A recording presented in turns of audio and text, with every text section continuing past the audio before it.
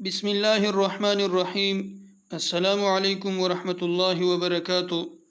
اس video میں ہم حصول علم کے لیے، ذہن کو تیز کرنے کے لیے اور دشمن کے خوف کے وقت جو دعائیں پڑھی جاتی ہے وہ پڑھیں گے۔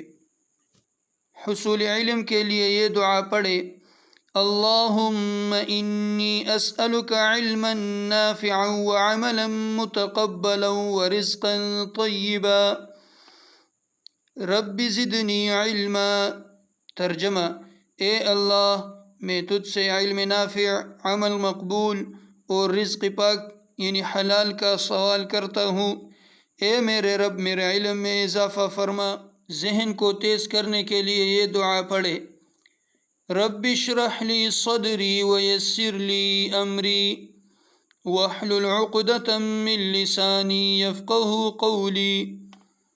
ترجمہ: اے میرے رب، میرا سینہ کھول دے اور میرا معاملہ آسان کر دے اور میری زبان کی لکنت کو دور کر دے تاکہ وہ میری بات کو سمجھ سکے۔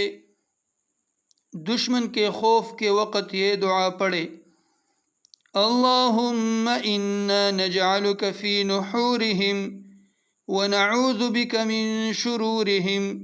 ترجمہ: اے اللہ، بے شک ہم تجھ کو ان کے مقابلے میں رکھتے ہیں اور ان کے شر سے تیری پناہ طلب کرتے ہیں۔